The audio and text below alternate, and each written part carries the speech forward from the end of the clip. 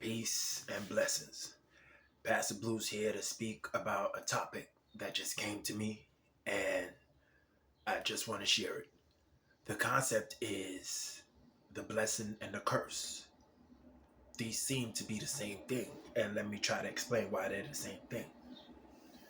People, when they say something's a blessing, I think what they're saying is that I'm grateful this is consistent, you know. The other thing about a blessing is the same thing for a curse. Is that, well, the first thing is that it's consistent. The same with a curse. It's consistent. The consistent, whatever reality it is, whatever situation it is, that just keeps happening. If it's an event, if it's a internal condition, that could be seen as a curse. And that's when they're similar because they're consistent. Now, if you think about it being more of a opposite, so let's say you say fear. I mean, I'm saying fear. I'm thinking fear because there's a lot of fear frequency in this. Let's say you're thinking about a curse, and then you think about a blessing as opposites, not as similar, being consistent. Opposites. One exists and one doesn't. So, uh, a blessing would be not having something or having something. A curse would be not having something or having something. Whether you have it or not, is it? The first situation is how consistent it is. Now, the second one's about whether it exists or not. So, I'm just saying all that to show that in any situation, you could be calling anything a blessing or a curse. But what's really happening is you're reacting to things that exist in your life, whether no matter what you do, things that you could say we take for granted. Let's say air, like the air we breathe, clean air, is something that you really enjoy. And then if you go around somewhere where the air is consistently not clean, and you probably suffer from, what do these people have? They start having allergies all of a sudden. It's the season for allergies. That could feel like a curse. It might be a blessing because you might not be able to go and continue to contribute to society and you get a little vacation out of nowhere. But either way, it's what you like. Some people would probably feel that's horrible. Some people would think that's possible. But it's just a goal to show that our reaction is dictating what we call things, and what we're calling is showing how we really feel about things. But at the end of the day, I'm just trying to show you is that you're just reacting to something. So the last thing I want to bring up is adaptation and preparation. Everything, I don't know if it's opposite anymore. I don't know if it's the same. I'm just going to relax and look at it now because I'm talking out loud and I'm already getting to a point where it's not I'm getting confused. I'm just less quick to get emotional. So let's talk about preparation and adaptation.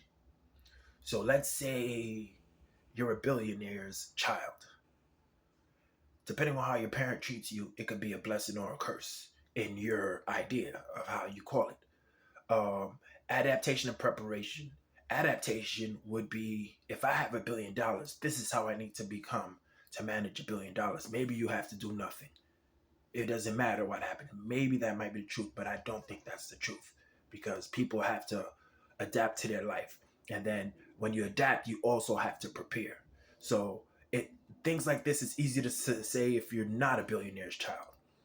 If you're not a billionaire's child, there's going to be a point where you have to prepare to take the reins of your life.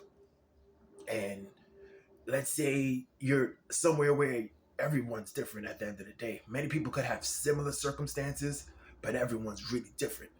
Everyone has to prepare for different things because everyone has different gifts and things that they're good at, and then there's things that they're bad at that makes life more difficult. So you would have to be able to adapt to what's consistently happening, but then prepare at the same time to it not being there, whatever's consistent. You gotta prepare for all type of situations. I can't even explain all the combinations that whether you're adapting to something, whether it's consistent, whether it's non-existent, and you're just wishing for it to be there, and then you just want that wave to come that's gonna push your ship forward. Everything's about adaptation and preparation. And a lot of times, there's a lot of skills we need to adapt to our society. Now, some people could just go to another society and they wouldn't even need to adapt anymore because every society is different. People who travel could explain this. I don't travel much. I stay in my society and I understand things specifically from a distance. I comprehend specifically from my distance, and I don't go around, or I hope I don't come off as somebody who knows everything. I'm just trying to see everything for what it is. So, trying to conclude everything, seeing everything for what it is to me at the point, all I could say is try to get prepared, try to share how you've prepared for life, how you've adapted to life, but try to understand that everyone else is different. And people might be seeking adaptations that you are a master at. People might need to learn ways to prepare, how to prepare. What am I going to do first? What area should I learn to prepare in? And all I'm trying to say is please spread your knowledge, help others adapt, because you might come from a society where rules opposite. You might come from a society where people don't have what you have. They don't understand what you understand. And a little bit of time of you just explaining your experience and your perspective is going to be what they need to help themselves better live, adapt, and prepare.